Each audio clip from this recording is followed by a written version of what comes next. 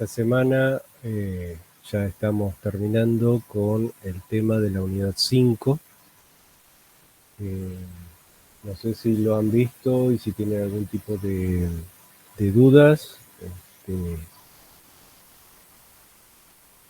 sobre el funcionamiento de la tabla de traslación de direcciones de red, la NAT, que es, digamos, uno de los puntos fundamentales que vemos en este caso de...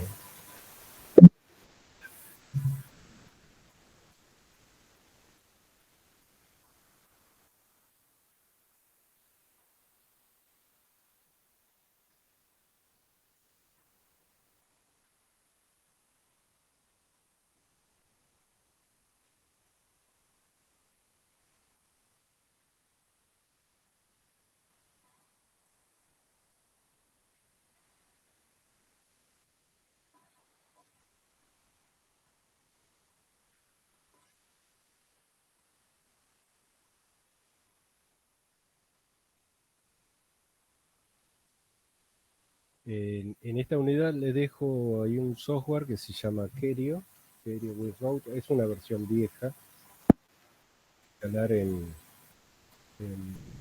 las máquinas. Si le colocan a la PC dos interfaces de red, entonces van a poder hacer un puente, van a poder hacer un router entre esas dos interfaces a través de este software. La NAT siempre se define en una interfaz que es la de salida, la que sería la boca de WAN, que va a recibir el número desde llamémosle operador o la red siguiente. La otra interfaz es la que configura la LAN, y ahí es donde automáticamente los software tratan de colocar un servidor que entrega los números de IP, entrega la configuración.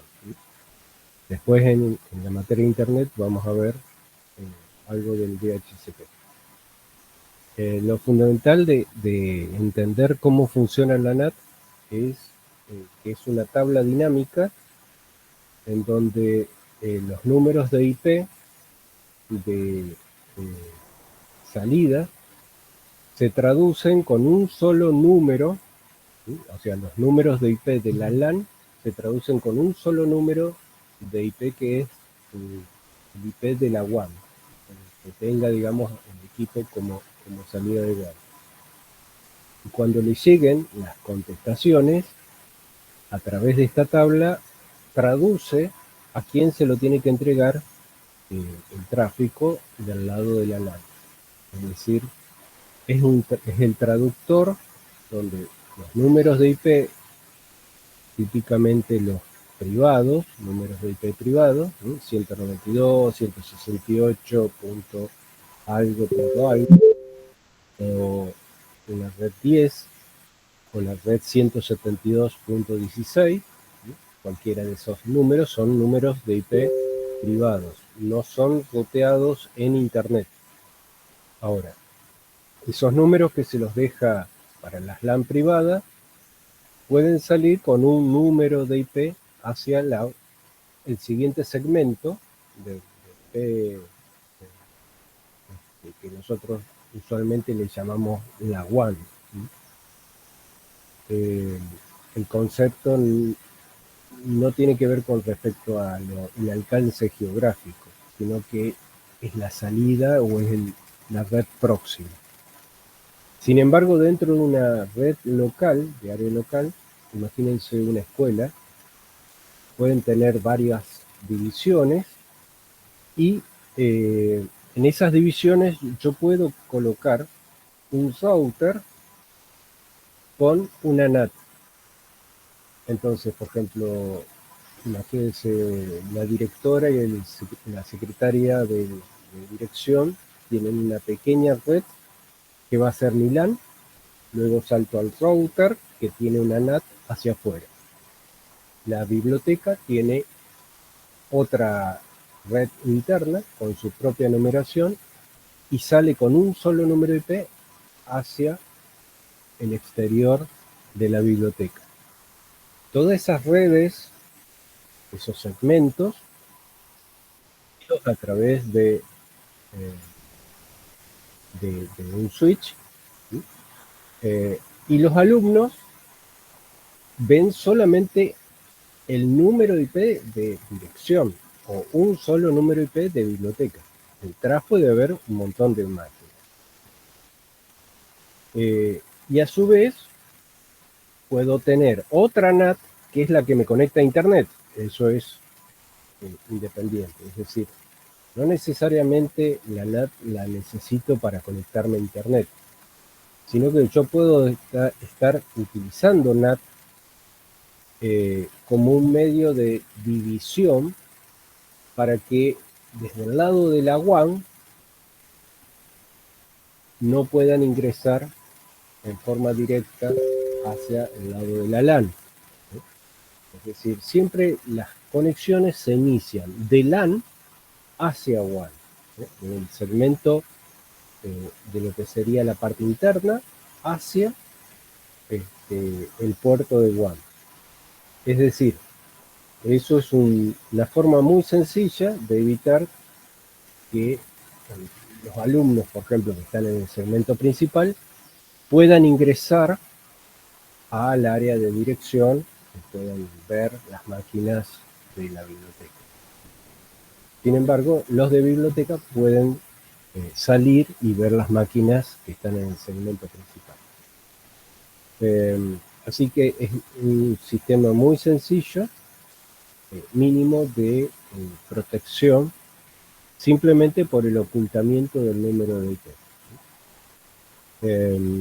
Los protocolos de Windows, por ejemplo, en entorno de red, solamente se propagan dentro del segmento de IP, no traspasan los routers, ¿sí? Así que tampoco se ven las máquinas de los entornos de Windows. Eso es, digamos, lo fundamental. Todos los routers de nuestros proveedores de internet le colocan automáticamente una NAT hacia la interfase, ¿sí?, que ellos estarían dando la conexión. Por ejemplo, en la ciudad de Santa Fe, Claro brinda fibra óptica. Entonces, en el router, el puerto de fibra óptica, en ese puerto, ellos le configuran una NAT. Y luego tengo los puertos de la LAN, los puertos cableados de la LAN, que están en bridge, es decir, están switcheados con el módulo de Wi-Fi. Es decir, módulo de Wi-Fi y los puertos configuran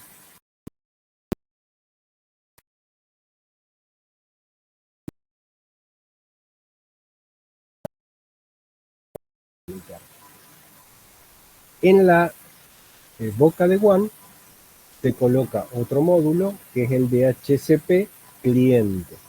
Es decir, cuando arranca el equipo, el router, pide la configuración, en este caso al proveedor.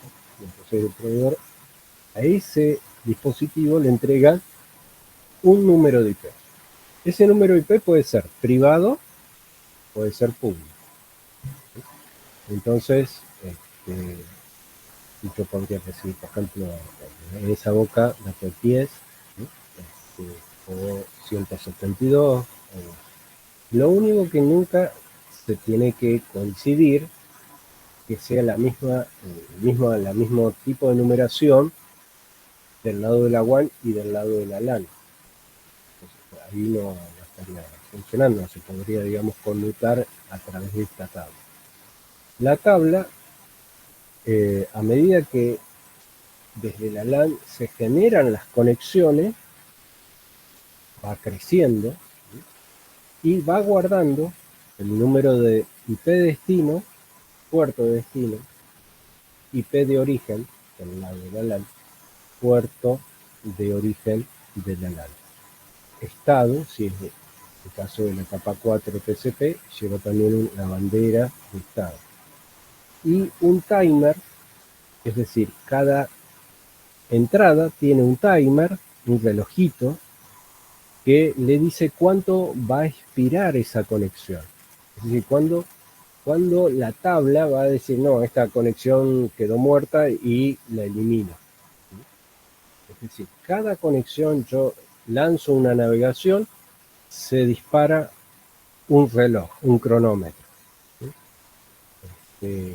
Y se mantiene por 24 horas o menos. Uno eventualmente lo podría llegar a configurar ese timer. Eso va creciendo a medida que yo voy haciendo más conexiones. Las conexiones de TCP se mantienen abiertas. Es como decir que armo un túnel de la capa 4 del cliente que está en la LAN al servidor que está en la WAN. Hasta que se cierra, hasta el cliente diga close y cierra la conexión.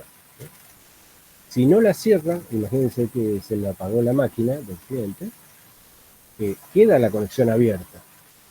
A través del reloj, la NAT sabe cuándo quitarlo. Bueno, esa es, digamos, la idea del funcionamiento.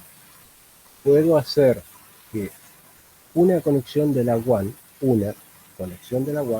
pueda pasar a la NAT a través de un mecanismo que se denomina por forwarding, es decir, forwardeo de puerto, el traspaso del puerto. Ese traspaso del puerto, yo tengo que configurarlo a qué número de IP y qué puerto de la LAN te lo voy a entregar. Entonces, primero, digo, ¿a qué puerto voy a escuchar del lado de la WAN? Por ejemplo, el puerto 80 y el puerto 443, protocolo TCP. ¿Y a quién se lo tiro? ¿A qué número se lo voy a entregar? Va a ser a un solo número de IP del lado de la LAN. Entonces le digo, por ejemplo, 192.168.5.4. En ese puerto 80. En ese equipo tengo que tener el servidor WAN. Entonces, desde el lado de la WAN podría, digamos, entrar y forwardear el puerto para llegar al servidor web que está en la LAN.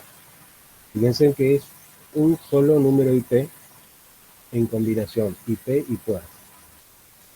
No puedo tener dos máquinas web que estén escuchando, dos servidores web del puerto 80, porque yo del lado de la WAN tengo una sola combinación IP puerto 80.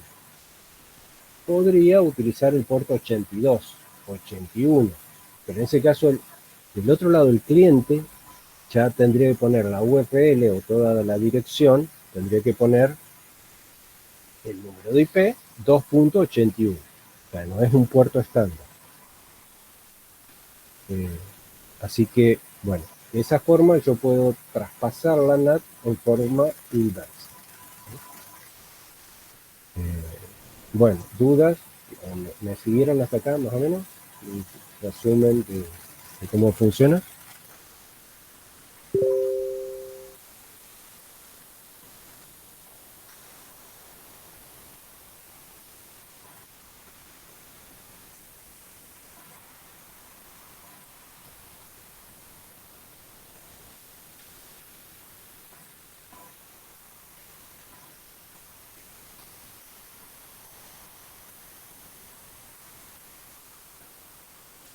Hola, hola, hola. ¿Me están escuchando? Bueno, profesor, sí lo sigo. Ah, bueno. Sí, profesor, ¿se entiende? Gracias. Ok.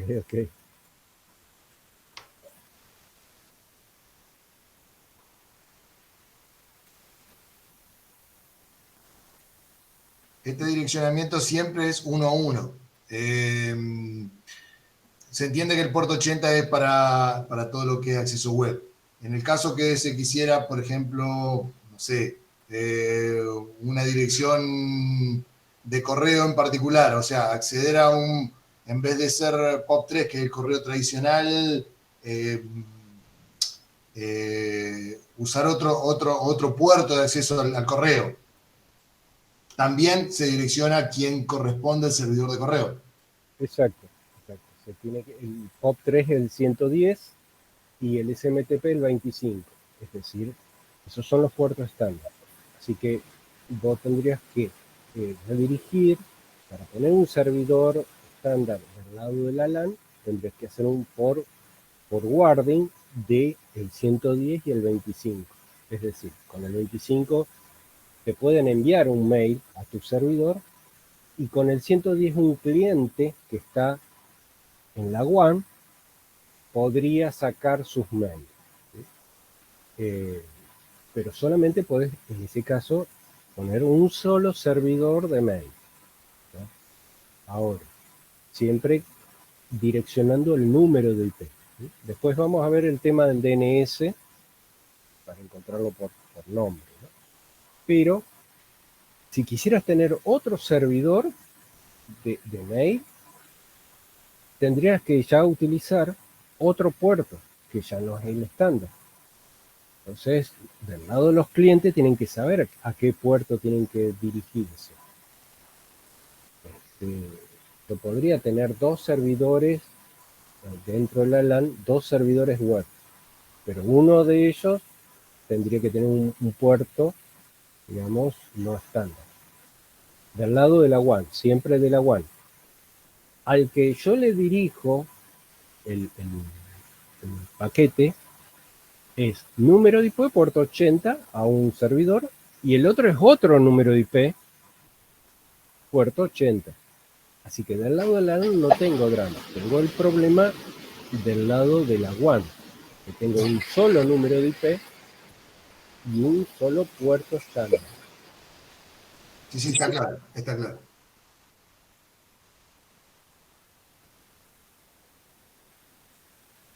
Bien, eso es, digamos, una forma sencilla de ocultar toda una red o simplificar toda una red interna, ¿no?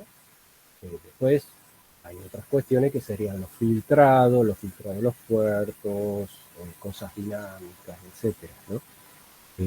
No entramos en demasiado temas aquí en esto, pero enganchamos con lo que se viene con la materia, ¿no? De Internet. Por eso es interesante que al menos conozcan cómo funciona una NAT, porque en realidad todos seguro que tenemos para conectarnos a Internet una NAT.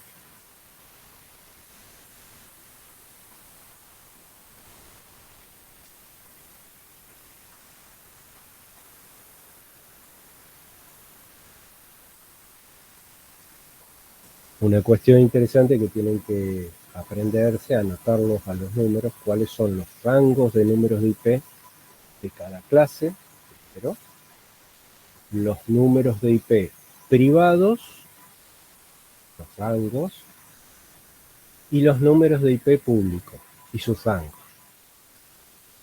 Y a su vez también hay números de IP reservados.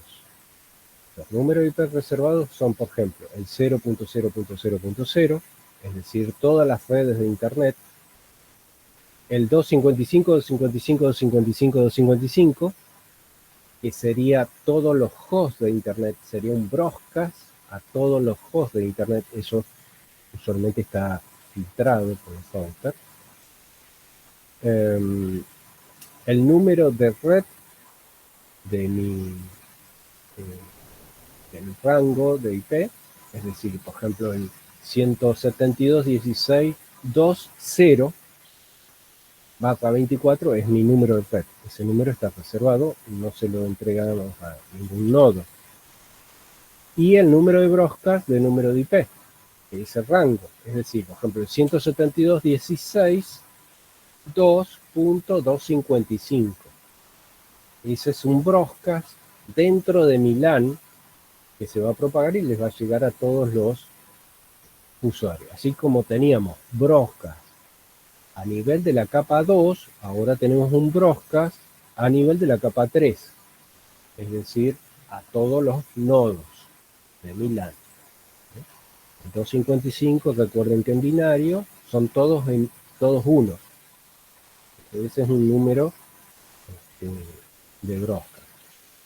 Esos dos números son reservados. Otro número reservado es toda una clase que es la 127.000 a la 127.255, 255, 255. Ese sería el número Broca. Que es toda esa clase A está reservado para mi propio host. Y le vamos a llamar localhost. Es decir, mi propia máquina tiene un montón de números de IP. Es decir, yo pongo un servidor en mi máquina o un servicio y yo me puedo autodialogar simplemente navegando, si es un servidor web, navegando contra el 127.001, porque soy yo mismo. Ese paquete nunca sale de mi PC o de mi placa de red. Así que es como que pega la vuelta. Toda esa clase es una clase A reservada para localhost para un determinado fin. Todos los números reservados tienen un fin determinado. Entonces, estos números los tienen que conocer, los tienen que manejar, porque ustedes se sientan en una máquina, miran la interfaz y ven qué número tiene, y entonces ya tienen que saber si están en una LAN pública o privada. Si están en una LAN pública, hay que mirar, ojo, porque el número de IP se lo ve desde todo el mundo. Entonces, el tema de seguridad, etcétera, etcétera. Eso es, digamos, un ejercicio que como informáticos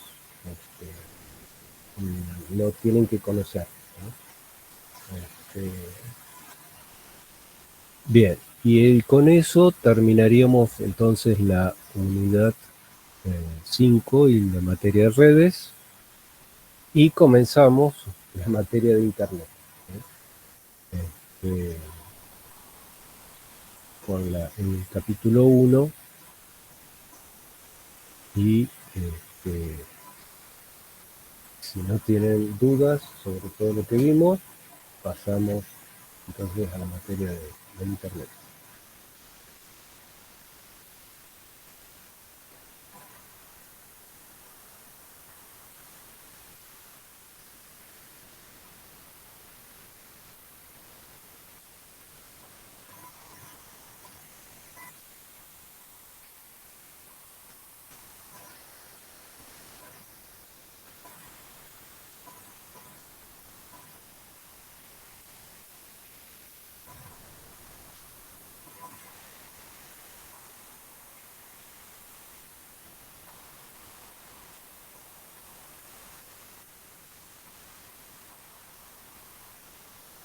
Bien, la primera parte, página 3, 4, la 5 también, van a ver de que es como una especie de repaso de los modelos de capas, ¿sí? Y entramos en la arquitectura de cliente-servidor, esto en cuanto a la aplicación, a nivel de la capa, en este caso en IP, tenemos arriba de la capa 4 es todo aplicación, el modelo OSI está dividido en 3 capas más, así que todo eso es donde estaría el modelo cliente-servidor, es decir, capas 5, 6 y 7 sería donde estaría trabajando el modelo de la arquitectura de un cliente, llamémosle el navegador, un servicio, llamémosle, por ejemplo, Apache.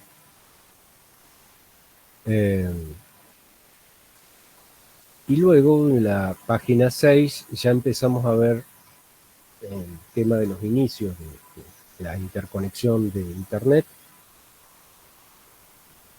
que nace a través de la unión de gateways, cómo se lo ve el modelo de capas en la página 8. Fíjense que la red 1 a través de un NAP. El NAP sería el Network Access Point, la interfaz, digamos, el router que une una red con otra red, con la NAP 2, y aísla, digamos, los dos segmentos. Luego vemos una breve historia. La equivalencia con el modelo de capas de OSI. Los puentes o bridge, encaminadores, router y conmutadores.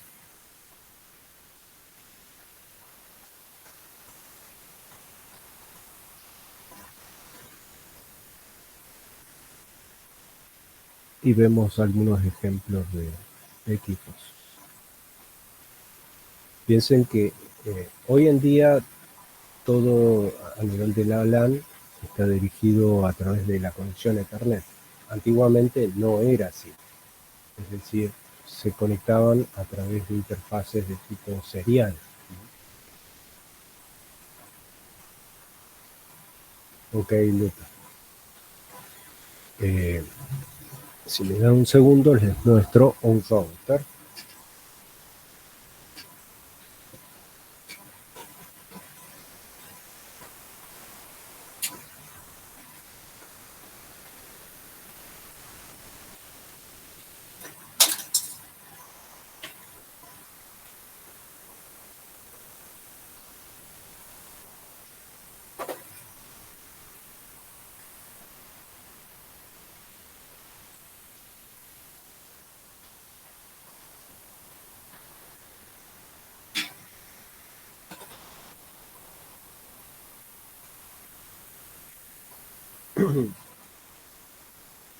Aquí,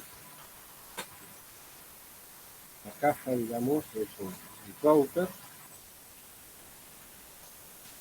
Y la parte de atrás, si se fijan, tiene una interfaz. Esta es una interfaz serie de alta velocidad.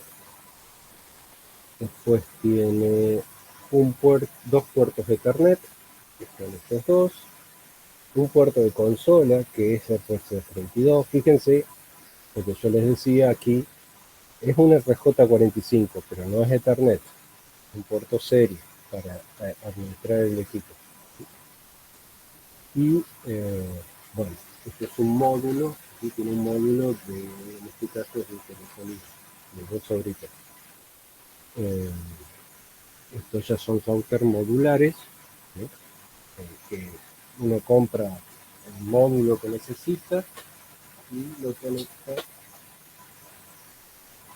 según, digamos, el medio físico que uno va a utilizar. Bueno, eso es, digamos, un router que puede llegar con fibra óptica. Necesitamos la interfaz de fibra óptica y con el protocolo correspondiente.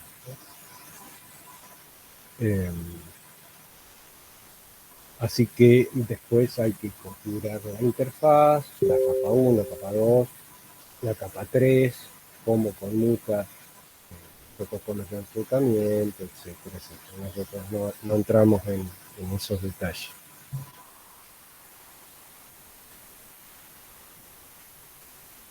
Luego,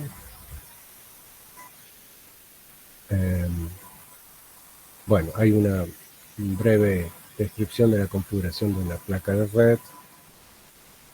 Las placas ya son un poco antiguas, pero bueno, la idea es que al menos tengan una idea de las conexiones y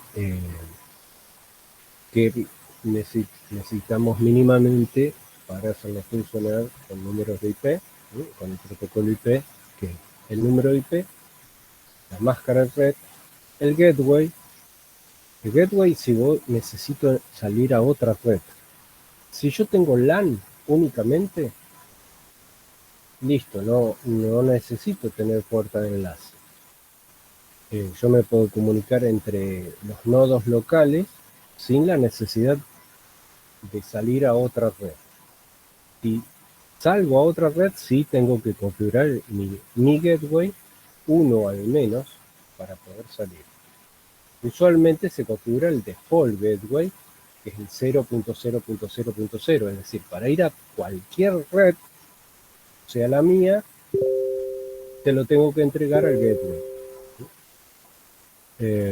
También podría configurar redes estáticas que salen para otro lado, es decir, puedo tener redes locales internas que no se la tiro a la conexión al default gateway, sino que se lo tiro al número de IP, tanto que yo lo tengo que conocer, para ir a la red interna. Es como decir, tener una puerta trasera de la casa que va al vecino. Yo para ir a todo el mundo salgo por la puerta de enfrente. Pero para el vecino salgo por la puerta, tengo la comunicación, pero yo conozco que para ir a la casa del vecino, o sea, la dirección de esa red, tengo esa puerta. ¿Sí? Esa sería la analogía o la idea.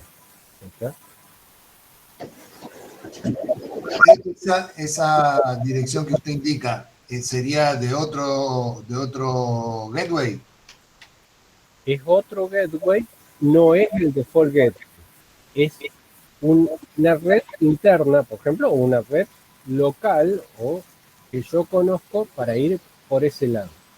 También podría tener dos default gateway con métricas diferentes. La métrica me indica la distancia o el peso o lo que me cuesta a mí salir por un lado o por el otro. Por ejemplo, yo tengo 2 proveedores de internet, o 3, o más.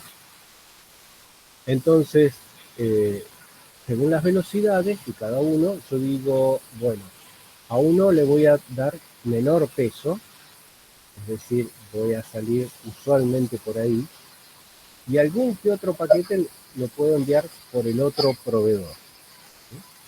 Entonces, defino 2 default gateway, o sea, 2 0.0.0 al número de IP del router 1 y a 0.0.0 el número de IP del router 2. De esta manera tengo 2 salidas. ¿Sí? Ahora, se tiene que cumplir que cuando me contesten, me tienen que contestar por ese camino de vuelta. Es decir, si yo lo envié al 2, me tienen que contestar por el lado del 2. Si lo envié al 1, me tienen que volver, la contestación me tiene que volver del lado del 1. Así que yo puedo manejar las tablas del usuario, del host, en forma, digamos, local, tranquilamente desde la interfaz. Eso se hace, se lo muestro. Si ustedes quieren, abran una consola de comando. En la consola de comando colocan cmd, entonces abren lo que antiguamente le llamábamos una ventana de DOS.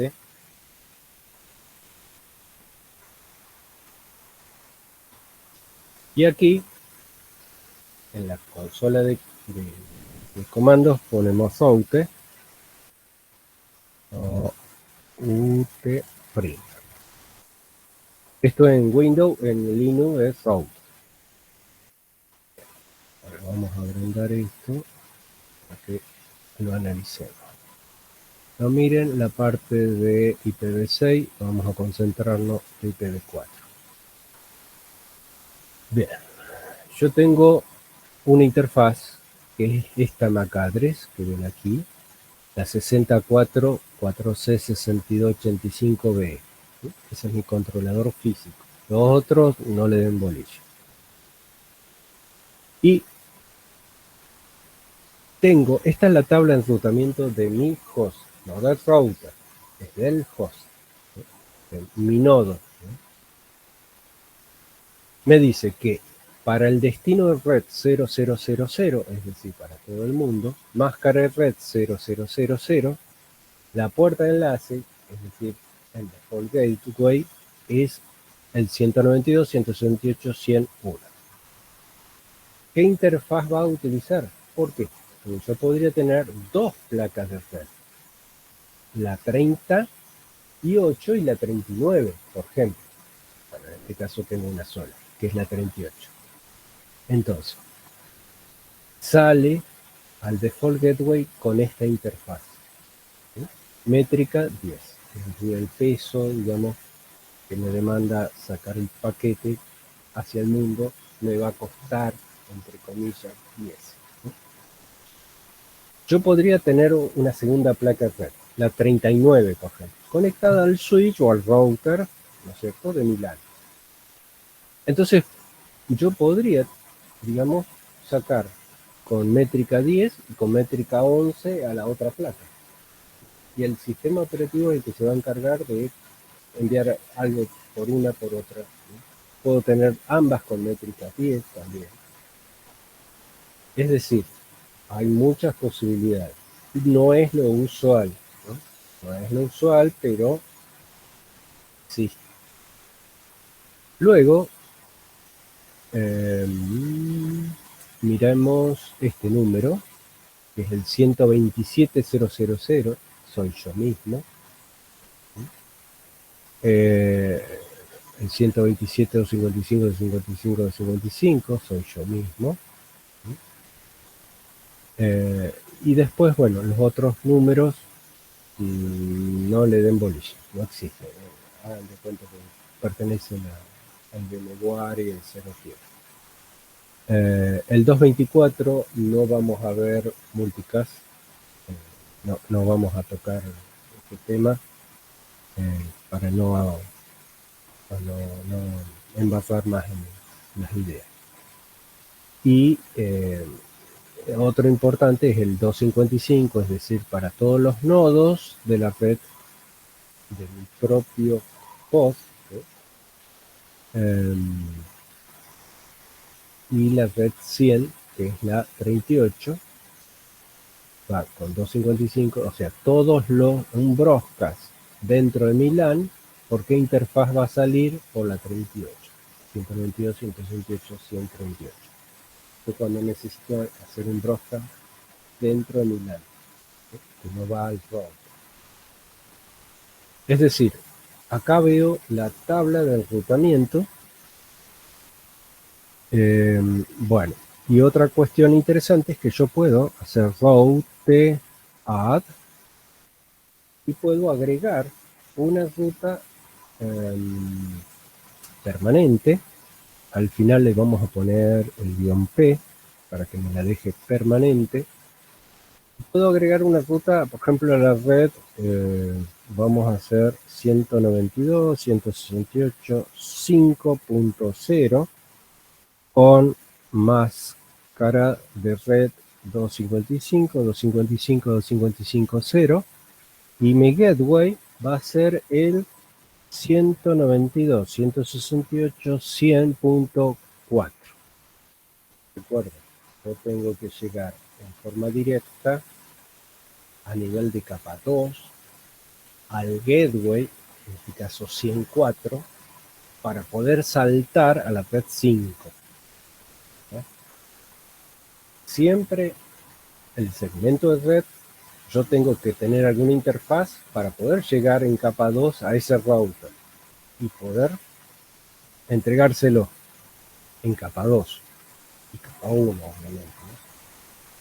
Pero recuerden que va con la MAC address este paquete de el router, y el IP de destino es 192.168.5.8, por ejemplo, el nodo que está en la otra red. La capa 3 nunca se modifica, el router no toca en la capa 3, así que recibe a nivel de la capa 2 con la MAC address de él. Este es un paquete mío, IP, toma la capa 3 y la pone en la otra interfaz, con la MAC address del 192.168.5.8. ¿A quién se lo tiene que entregar? De esa manera hace la conmutación a route. Bien. Por ejemplo, yo le pongo bueno, me está pidiendo que entre como administrador.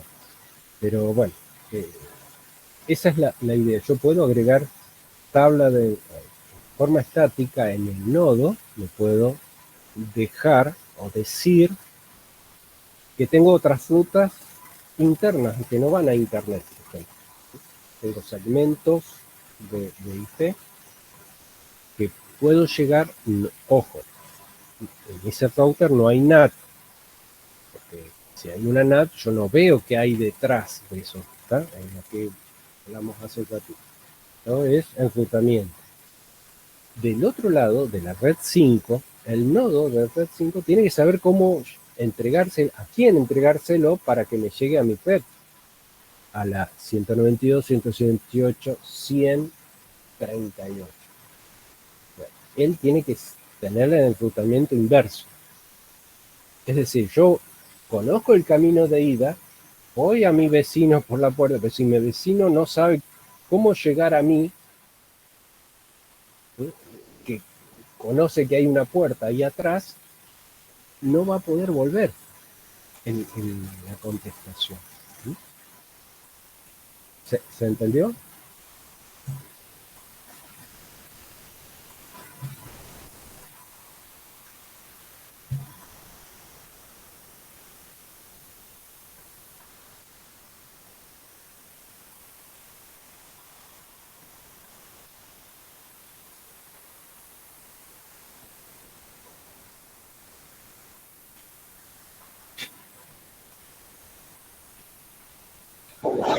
Profesor, ¿se entendió?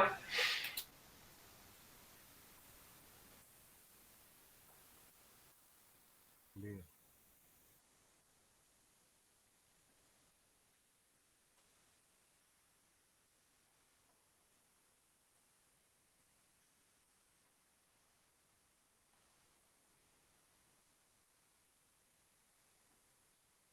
Después tienen otro documento más que se llama Las distintas redes, que ahí les hablo un poquito de los diferentes saltos. Ahora actualmente hay otras conexiones más. Hay una fibra óptica que llegó de China a Chile y de Chile llegó a Punta Arenas y creo que estaba tirando la fibra hasta Ushuaia. Esa fibra pertenece a Huawei. Así que eventualmente, según los proveedores, podríamos tener una conexión directa a Buenos Aires, y Buenos Aires, por ejemplo, enrutar o ir a China a través de esa fibra. Obviamente alguien paga el tránsito, ¿no? El costo de usar esa fibra, para no tener que ir, por ejemplo, hasta Estados Unidos, a Miami, ¿sí? Cruzar todo Estados Unidos, todo el Pacífico, llegar a Japón y Japón recién a China. Bueno, esos son ejemplos de la interconexión física a través de los cables submarinos. Antiguamente, en los años 90, se hacía satelitalmente. La Argentina tenía en el año 91, 92 una conexión de Cancillería que era satelital a San Pablo y una conexión satelital de Cancillería a Chile, a la Universidad Católica. A esos dos lugares había llegado la fibra, año 90-92. Y en el 95 la UNL se conectaba por satélite a Buenos Aires, la UBA, y así, digamos, teníamos la interconexión ya a Internet. Eso es más o menos para que tengan una idea de la rápida evolución que tuvo el tema de la interconexión.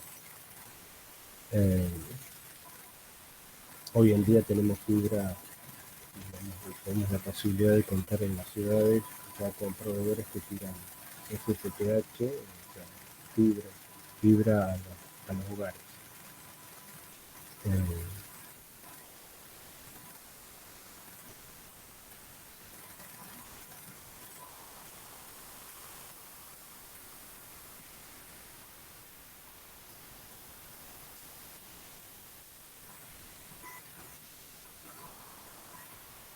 Bien, ahí fíjense, les dejo un glosario y tienen un cuestionario, una actividad que es acerca de un NAP, cómo se lo clasifican a los NAP en tier de nivel 1, tier de nivel 2, de nivel 3. Los NAP son los Network Access Point, no son los Access Point Wi-Fi, no, son los que unen las redes de los distintos proveedores. La métrica es como un vector, ¿sí? El vector te indica cuál es el peso o cuánto te cuesta a vos llegar hasta esa red. Cuanto más alto es el valor, más te cuesta. Cuanto más bajo es el valor, es más fácil llegar a esa red. Es para comparar, ¿sí? Cuál es la distancia,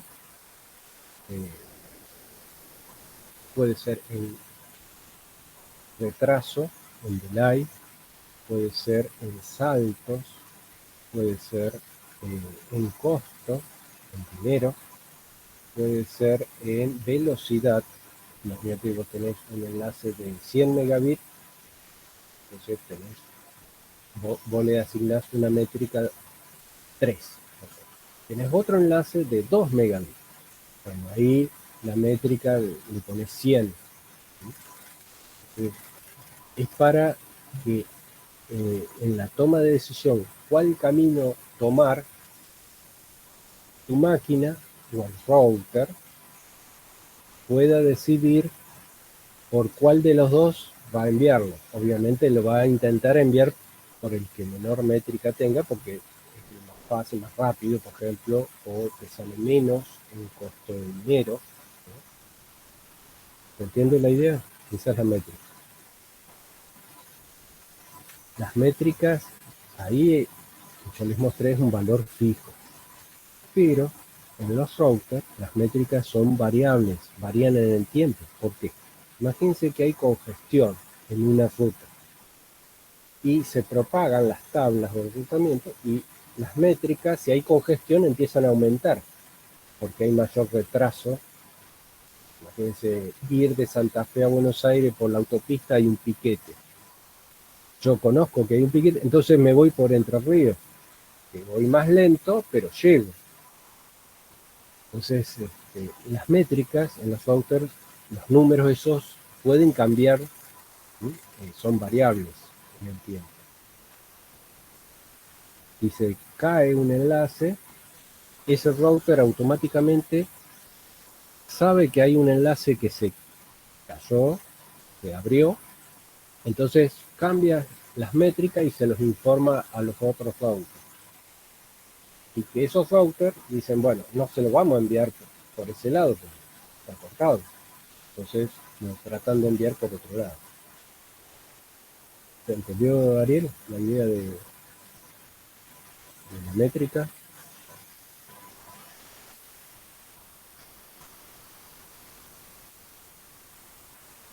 Esto que yo les cuento es un cuento, es más complejo, porque son fórmulas que calculan la métrica dentro de los routers según los protocolos, etc.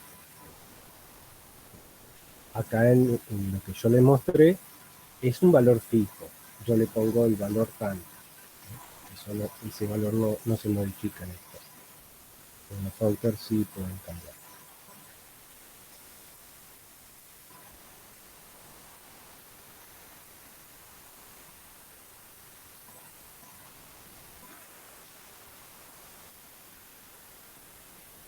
Un lugar interesante que pueden buscar es el NAP de las Américas, es un NAP importante, está en Fort Lauderdale, en el sur de Estados Unidos, al norte de Miami. Es un edificio, ¿sí? Busquen las fotos, ¿sí? Así, NAP de las Américas.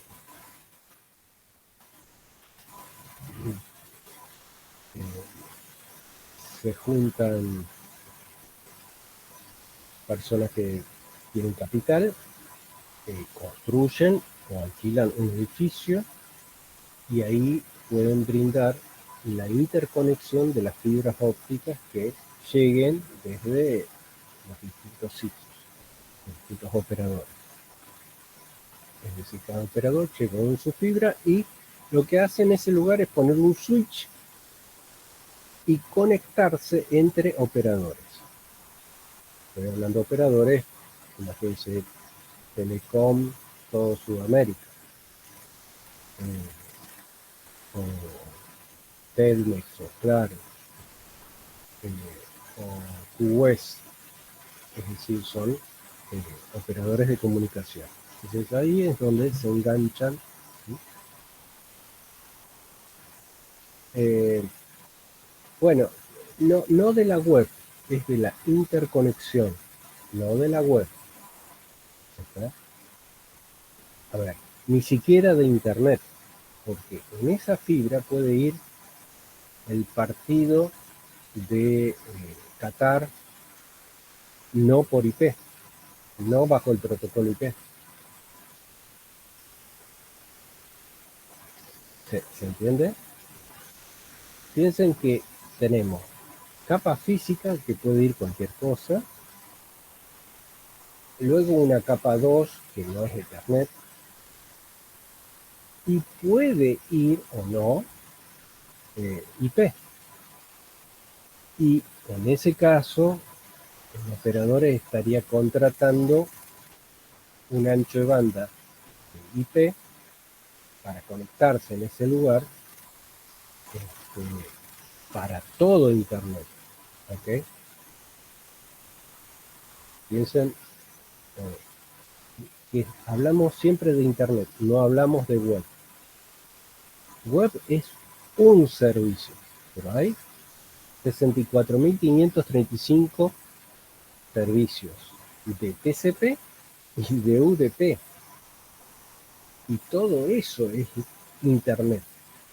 Y la web es 2 puertos. ¿Se entiende, Ariel? Es decir, todo el mundo habla de web. Es decir, Internet es web. No.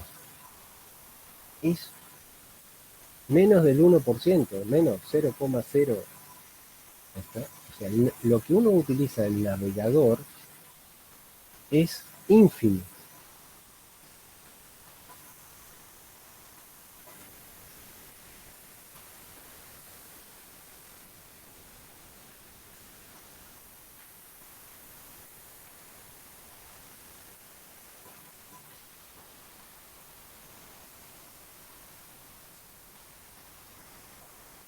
Bueno, ellos se encargan de proveer la energía eléctrica, la refrigeración. En este lugar uno tiene la posibilidad de colocar un servidor. Uno lleva el servidor, lleva la máquina y coloca el servidor ahí. Es un punto neurálgico de interconexión de múltiples redes principales de países. Entonces están hiperconectados. Obviamente hay que pagar un canon, etcétera, por ese mantenimiento.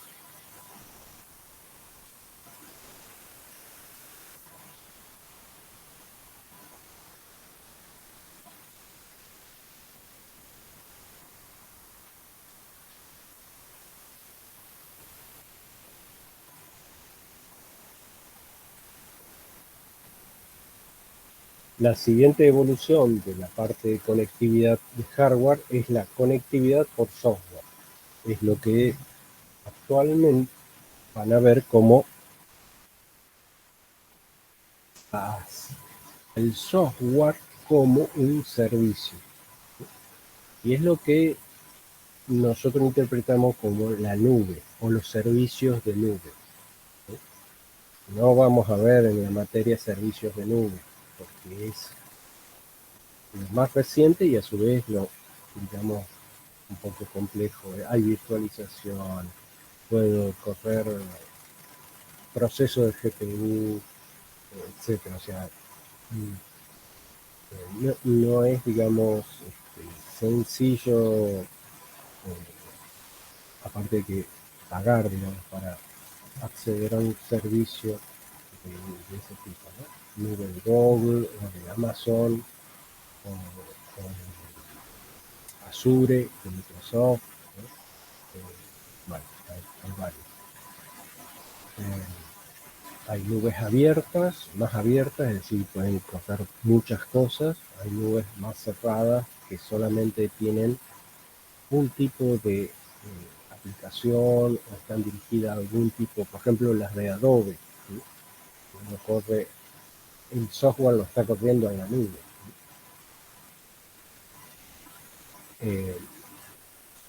Y digamos que es como una, pensar que es como una cooperativa donde se juntan varios usuarios y a su vez pagan para mantener la interconexión en ese punto. A nivel nacional existe los NAP de CABASE, la Cámara de Base de Datos de la Argentina. CABASE es una asociación, una fundación pensada en los años 90, cuando todavía no había internet, y la idea era de base de datos. Es decir, se reunieron 5 tipos y dijeron, bueno, vamos a fundar la base, y pensaban en el tema base de datos. Y después se transformó más que nada con el tiempo en poder encaminar en las ciudades eh, el tráfico de los distintos operadores, porque si no, yo de Santa Fe tengo que ir a Buenos Aires para entrar a la red de Gigaret. Cuando en Santa Fe está Gigaret, yo estoy en otro operador y tengo que ir hasta Buenos Aires para poder. Entonces, si hay un nodo de Cabasa en Santa Fe y ambos ponen la interconexión de su router en Santa Fe a través de Cabase, el delay, el retardo de mi paquetito es a nivel local, muy rápido. Imagínense que al principio yo tenía que ir hasta Estados Unidos y volver para ingresar a otro nodo de Argentina. Entonces, bueno, si buscan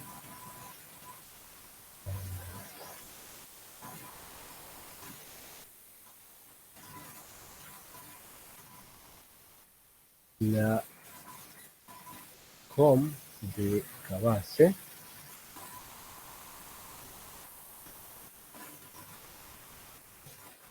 en algún lugar tenían el mapa de dónde se están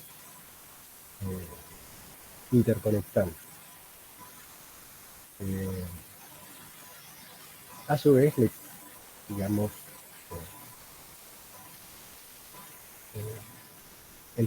o sea, los operadores que se quieren conectar en Santa Fe tienen que pagar un canon para hacer uso de esa instalación, ¿no? O de Rosario, bueno, cuanto más interconectado esté el país a nivel local, a través de, por ejemplo, Cabase, eh, más independientes somos de los problemas que puedan suceder en el exterior. Obviamente, yo puedo llegar a los nodos argentinos.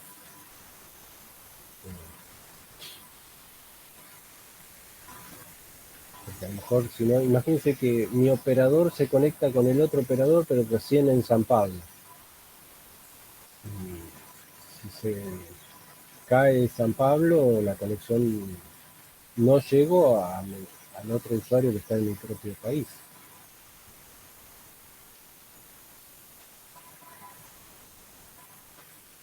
¿Se entiende la idea? Estoy buscando, en algún lugar estaba el mapa.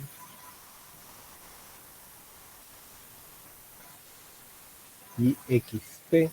IXP es Internet Exchange, es decir, la interconexión que hace el NAP. Punto de intercambio IXP.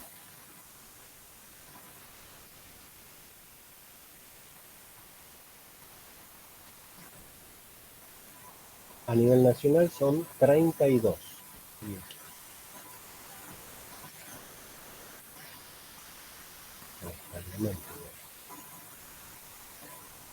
Puntos de intercambio de tráfico de la Argentina.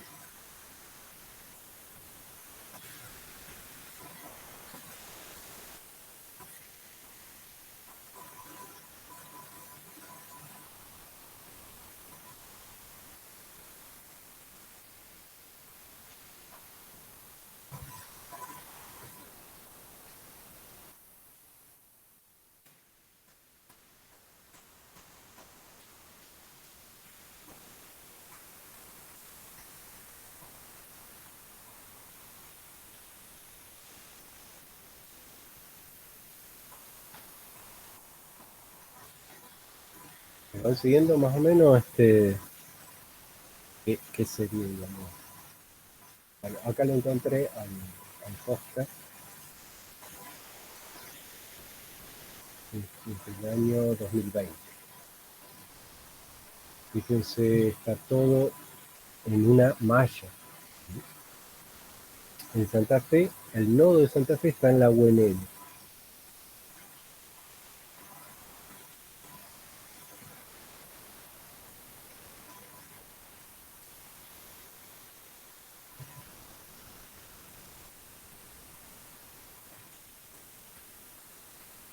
Obviamente los operadores, los distintos ISP, tienen que tener interconexión en esos los nodos, las ciudades, para estar cercana. Si yo quiero a un usuario de Paraná, de Gigaret, me tendría que conectar a través del nodo de Santa Fe.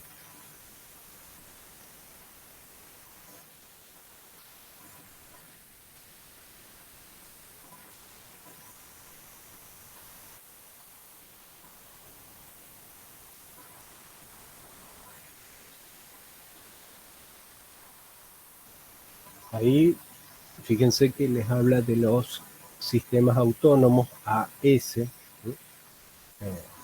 los AS y un número, del cual el mail que les envié sobre,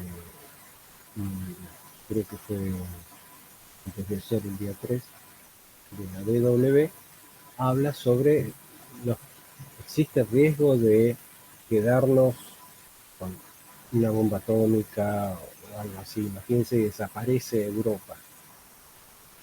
Y qué problemón, porque Internet, si depende de los servidores que están en Europa, a lo mejor nosotros no nos podríamos conectar.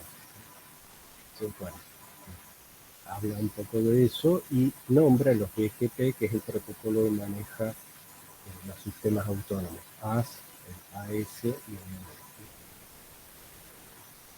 no vamos a entrar en el tema de protocolos de tratamiento de datos.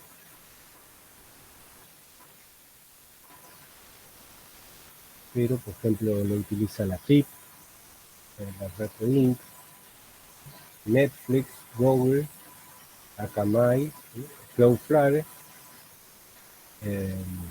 la nube de AWS de Amazon, Yahoo, Microsoft, Kernel, Prisma, son algunos de los que brindan contenidos o servicios, ¿no? SAS,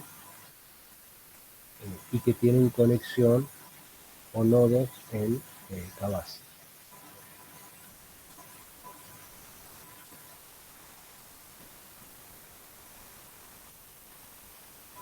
Y se cuenta, esto es nuevo, con un nodo próximo en Paraguay, en Asunción, en Brasil, que no sé qué será, y en Bolivia, y en Chile. Uruguay ya también hay un nodo ya estable de Montevideo, el Cabaza. Es decir, se puede caer todo internet y por IP yo llegar a Montevideo.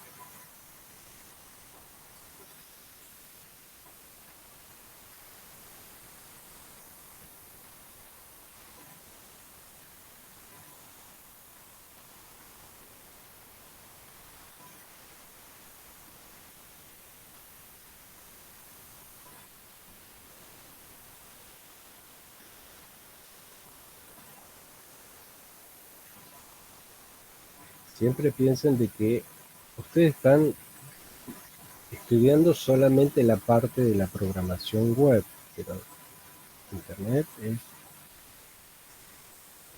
muchísimo, mucho más. Ya vamos a ver en la unidad 3 ya aplicaciones que no son web. Vamos a ver internet, SSH, FTP, mail en la 4 y después web en la 1.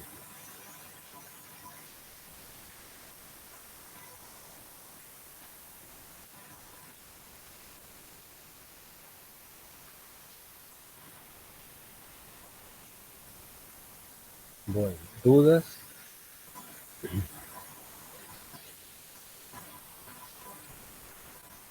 Este viernes ya le estaría enviando el segundo trabajo de redes, ¿no? Así que terminamos ese tema.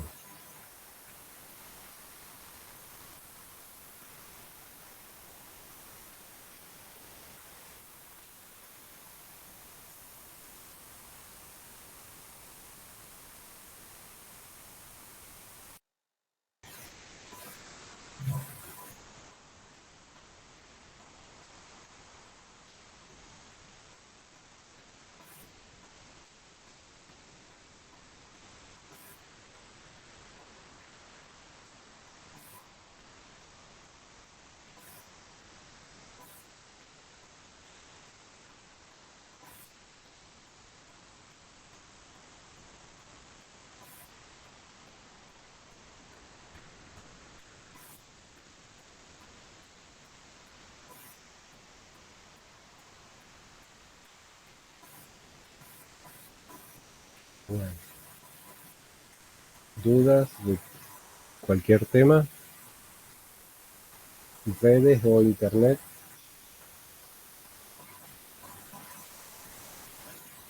eh, son correlativas, Martín.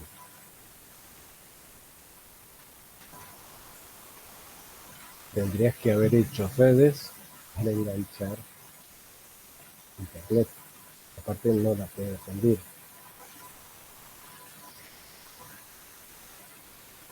Yo no tengo problema que la curses, pero vas a figurar seguramente como libre.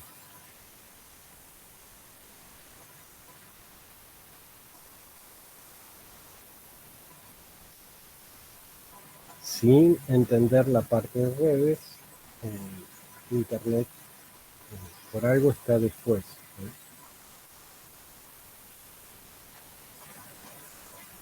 No deberían, el sistema no te tendría que dejar cursar a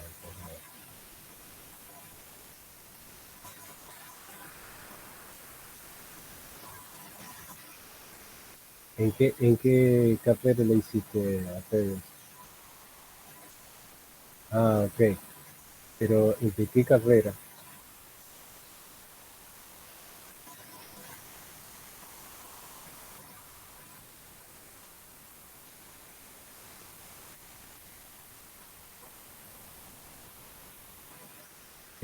Son diferentes materias. Los contenidos son diferentes. Y para homologarla te la tengo que homologar yo, no otro docente, ¿no?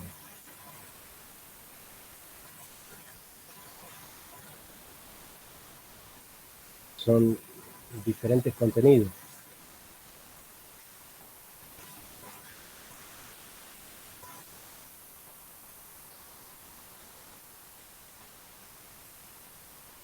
No sé si me explico.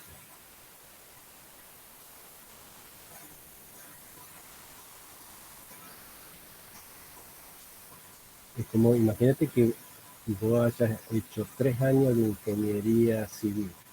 Tenés matemáticas, 2 matemáticas aprobadas en ingeniería civil. Y te cambias de carrera a, no sé, ingeniería, vamos a llamar ingeniería eléctrica, o no sé, arquitectura, que tiene una matemática, pero es diferente. Vos tenés que ir a esa carrera y en esa materia tiene que ver qué has visto de la ingeniería, las matemáticas de ingeniería civil, para decir si han visto todos los temas, entonces, y si la tiene aprobada, entonces ahí recién te homologan la materia. ¿Ok?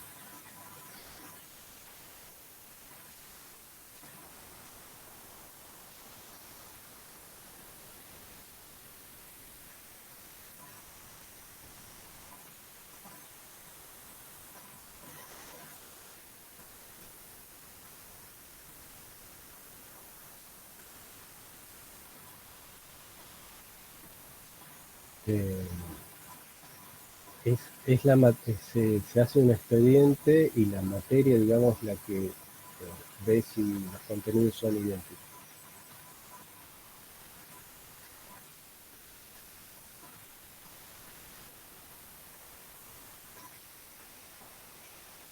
De lo contrario, yo no sé si vas a entender o no todo lo que viene después.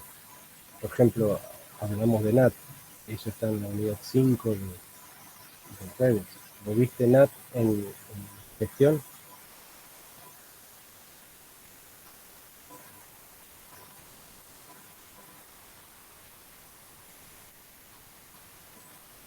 Sí, lo que sea. Pero yo lo que, cuando te aprueba, es sobre el tema tanto, sobre el contenido.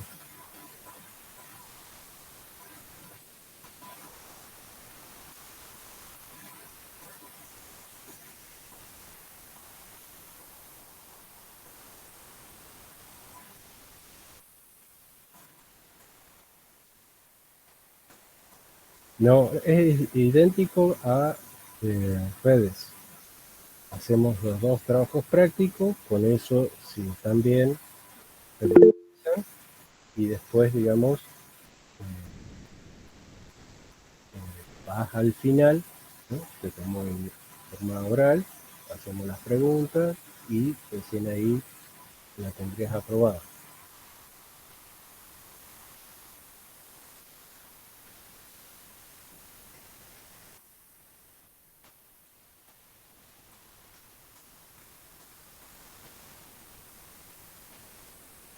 Ok. ¿Alguien levantó la mano?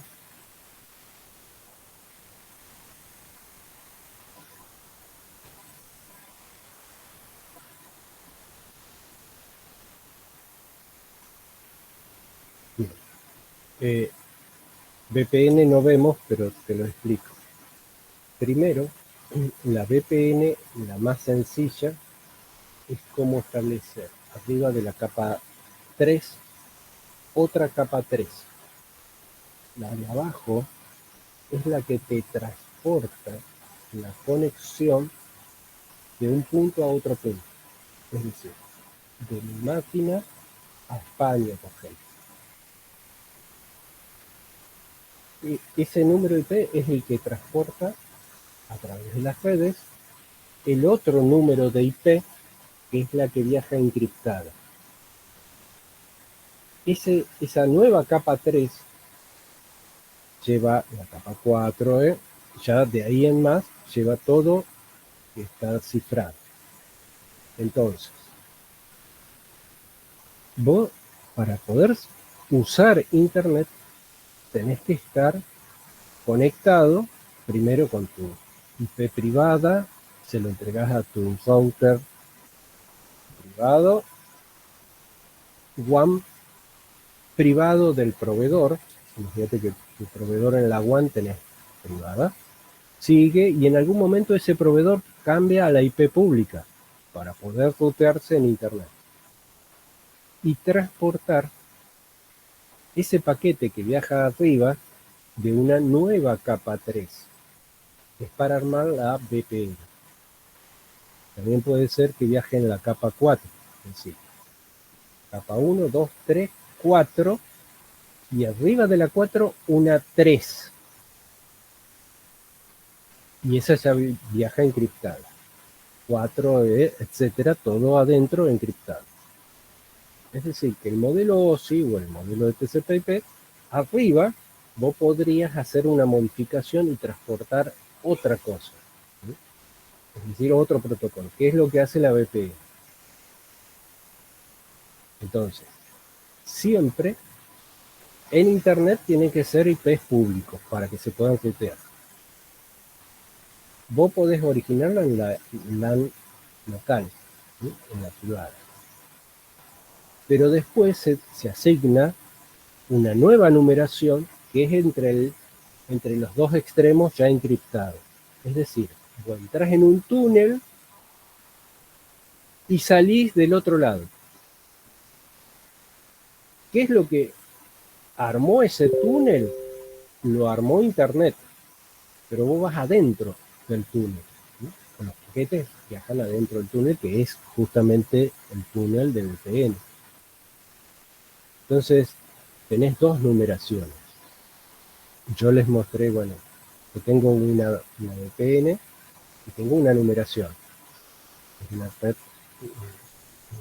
que me pertenece a la VPN. ¿Sí?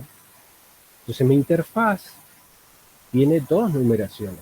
La IP local de la LAN, es la que yo le mostré, 192.168.138, pero también tengo otra numeración que es la de la VPN. Entonces, entre todos los equipos que pertenecen a la VPN, viaja encriptado y viaja por los túneles transportados por los IP privados y públicos para llegar a los otros extremos, ¿no? ¿Se entendió, Agustín?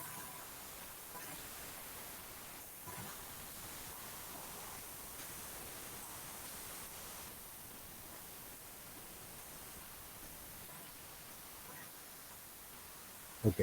Hay múltiples formas de armar VPN, PPTP, el protocolo point to point. Hay veces que podés armarlo con LAN, IPsec, que es el de capa 3, o sea, 3 con 3 arriba. Podrías transportar arriba de la 4 una 2, es decir, una MAC address, es decir, una Ethernet transportada por IP. Entonces yo podría ver mi broadcast de MAC address en España y fue transportado por IP. Bueno, eso es Ethernet sobre IP, EOIP, es un protocolo. Pero bueno, no vemos esas cosas raras, pero existe, que puede ser. Y como está ese de EOIP, el IPsec, ¿no? Son 3 sobre 3.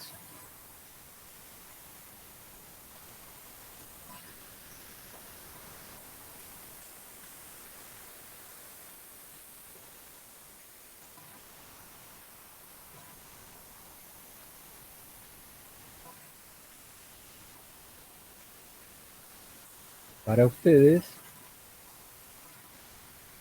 SSL, que es la encriptación que hace el servidor web, no es una VPN.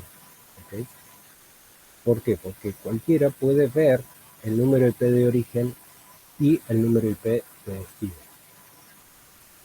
Entonces, lo que viaja encriptado es la página web y los contenidos y las actualizaciones. Eso sí, pero está a nivel de aplicación o presentación. Entonces, a nivel de web, no es una VPN. una verdadera VPN oculta el origen y el destino de esas dos redes. Y tiene dos cuestiones, que es, nadie puede mirar quién viaja dentro de ese túnel, es decir, qué paquetes viajan, y a su vez no pueden salir esos paquetes del túnel, no se pueden escapar hacia afuera, entre comillas.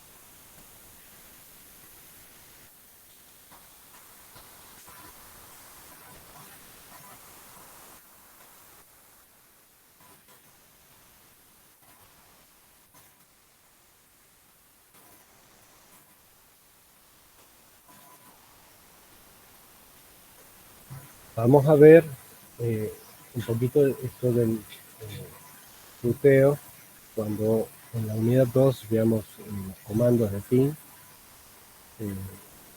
Vamos a ver algo de ruteo, yo les voy a mostrar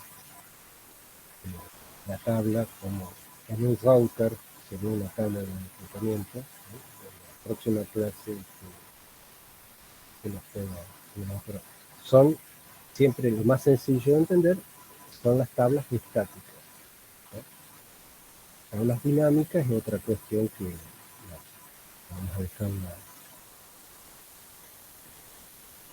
Hay protocolos como el RIP, router IP, el IGRP, OSPF, todo eso son de LAN.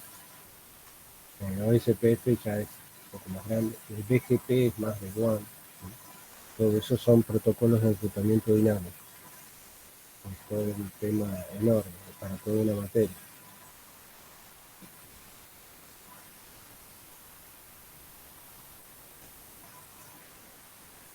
Sí, me conformo que entiendan lo que es una tabla de reclutamiento estático, que ustedes la ven en cada nodo, ¿no?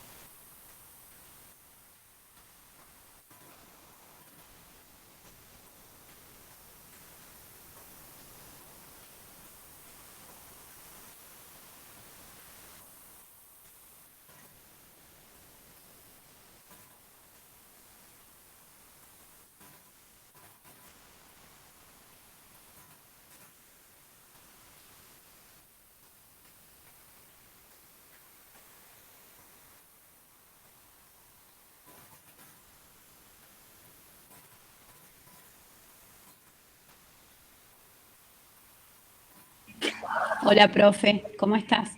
Te hago una consulta. ¿Cuáles van a ser, es medio desubicada a lo mejor la pregunta mía, pero quiero saber cuáles van a ser los temas centrales en donde hacer foco para el final de redes? Que preguntas, digamos, que no pueden faltar.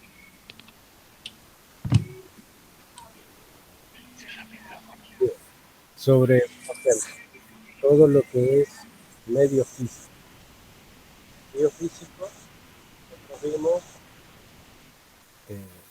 y primariamente es el cableado UTP y fibra óptica. Entonces, bueno. Pregunta, ¿cuántos metros máximo puedo tener un tendido de cable UTP? ¿Qué tipo de fichas lleva?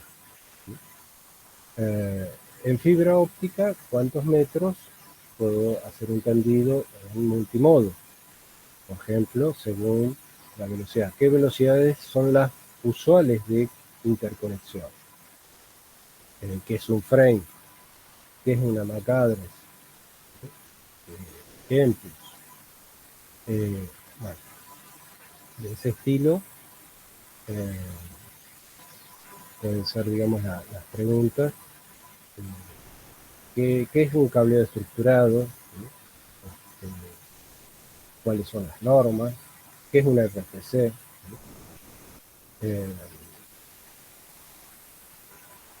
Explícame qué hace la capa de presentación. Ejemplo.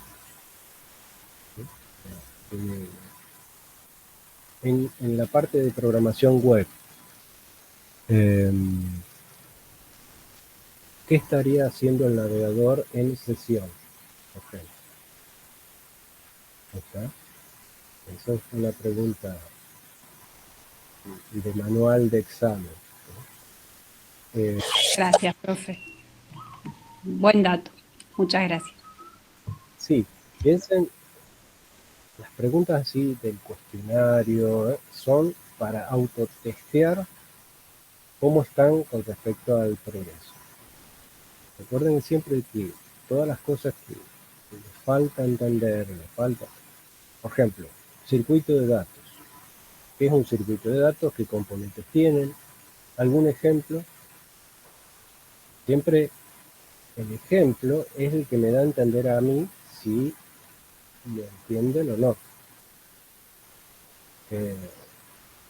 Ejemplos de full duplex. Vale. Yo le tiro un ejemplo y ustedes me tienen que decir, eso es half duplex. No, eso es full duplex. Bueno, eso es. ¿Qué condiciones tienen que tener para tener full duplex? Que condiciones en la capa física, obviamente, ¿no? Es decir, todo lo que es el modelo, sí, bueno. Ejemplo, a ver, ¿qué hace una NAT? ¿Cómo trabaja? ¿Qué son esos relojes que aparecen en esos tiempos?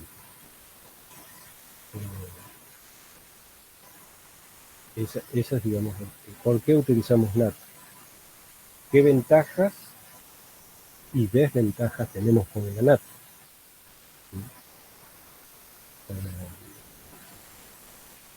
Algo muy interesante es que yo puedo atacar desde afuera una NAT y si no tiene, entre comillas, no está bien armada, no está bien programada la NAT, la podría bloquear. Podría bloquearla con conexiones salientes, pero que yo no la cierro, ¿no? Y voy pidiendo nuevos puertos. Es decir, tiene pros y contras. No puedo tener infinitos nodos dentro de la LAN que salen con un solo número IP, porque probablemente me pueden agotar los 64.535 puertos de salida de SP, por ejemplo. Entonces nadie más puede navegar, hacer cualquier cosa afuera. Bueno, esas son cosas. El procesador, todo esto es un proceso de software, ¿no? Entonces el procesador, cuando uno tiene muchas sesiones salientes, imagínense 500 usuarios que tienen BitTorrent o Emule, que son programas que abren muchos puertos, muchas conexiones al mismo tiempo. Entonces, me pueden llegar a llenar la tabla de la NAT con el IP saliente, ¿sí? Esos son dramas. Esas son preguntas, digamos, que se pueden surgir. Eso me da una idea de que realmente hablan del tema.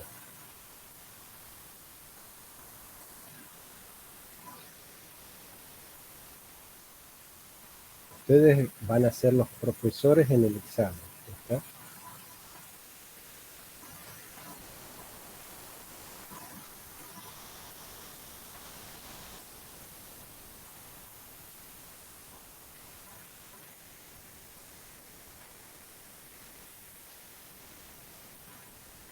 Esa es la idea. La idea de la materia, a ver, yo el esfuerzo que pongo es para que aprendan. Y a lo mejor no es lo esencial en la carrera que es la programación web, pero los problemas, después, si se les presentan, tienen que tener una idea de cómo solucionarlos. Entonces, al menos, tener una idea de dónde puede estar el drama y saber cómo funcionan las cosas, o al menos saber tener un vocabulario mínimo para entender las consultas y las respuestas de un foro, que alguien le dice, no, fíjate en la tabla de ruteo que está mal. Y no sabes qué es la tabla de ruteo, chao.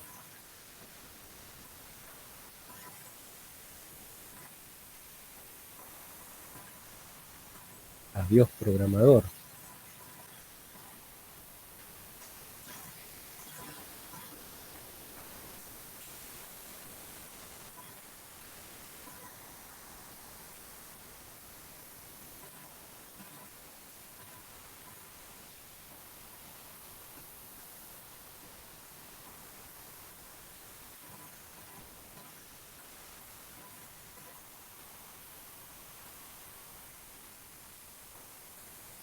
Antes del final, tranquilamente, si acordamos un día, pueden hacer consulta, no, yo no tengo problema. ¿Sí? Me dicen, a ver, no entendí tal cosa, o me cuesta tal otra. ¿Sí? Una pregunta de cajón. A ver, el decibel, ¿por qué medimos el decibel? ¿Qué se mide el decibel? ¿Qué mide el decibel? ¿Qué es mínimamente el concepto de impedancia? ¿Cuándo lo utilizamos? El cable UTP, ¿dónde veo la característica qué características tiene la impedancia de un cable UTP? Esos son datos, digamos, que importan, ¿no? Cómo calculo la impedancia en tensión, en corriente o en energía, ¿no?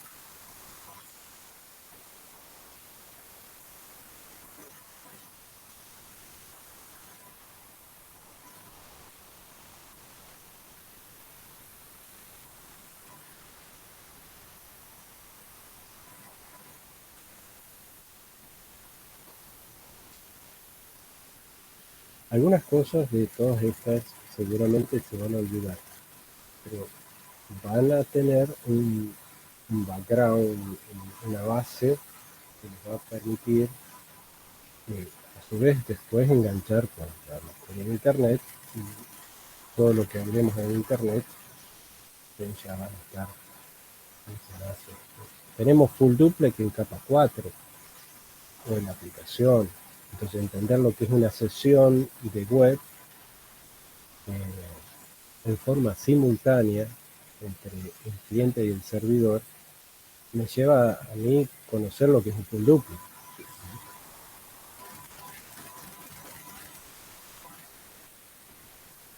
El concepto de full duplex nosotros lo vimos como en capa física, pero lo podemos usar también en cualquiera de las otras capas. Según el protocolo que utilicemos, puede estar necesitando. Entonces, la base, la idea, la vimos en redes.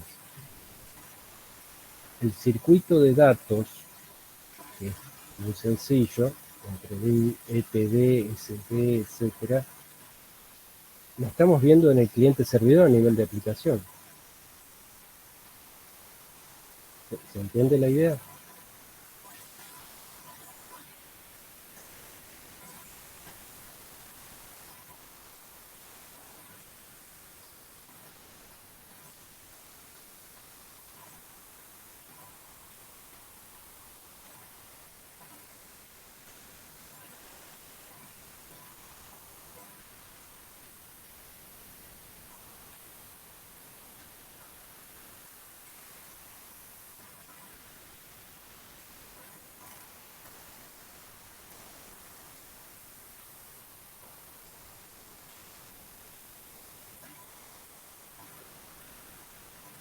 Así, de esta manera, si alguien les dice se me cortó la web, ustedes dicen no, se cortó la conexión de internet, o no tengo conectividad a internet, o desde Buenos Aires en adelante. Entonces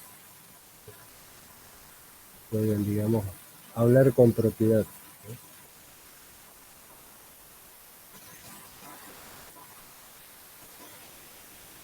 La mayoría de las personas cree que internet es bueno. Y eso, si alguien me dice en el examen final eso, claro.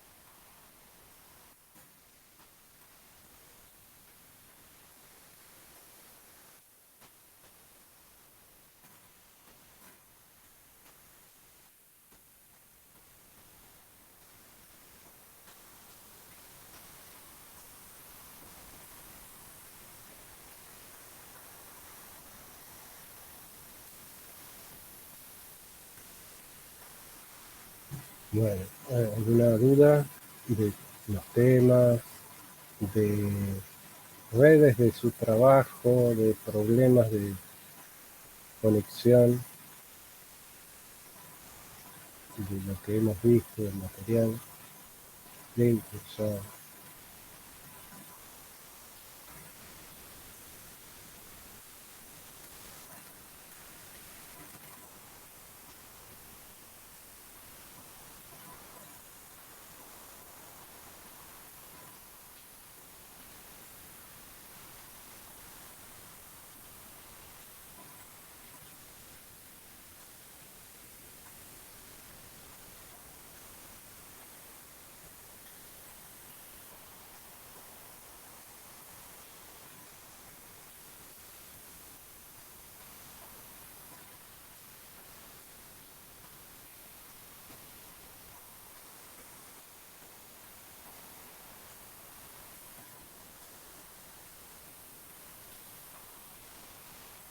Bueno, yo les voy a avisar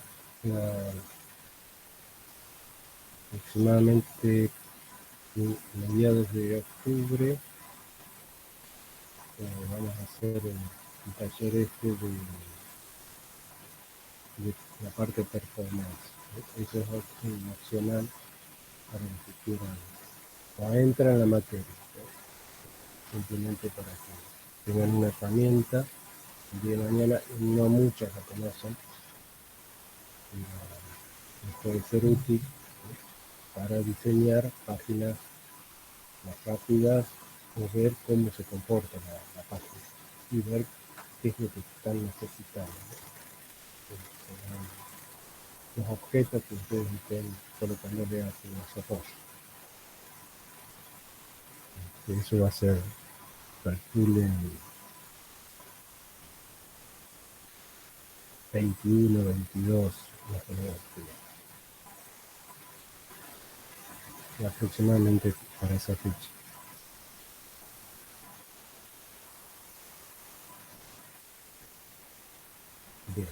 Me quedo unos minutos. La consulta, si no hay, además, yo me quedo un ratito más con el canal abierto, pero quedan libres.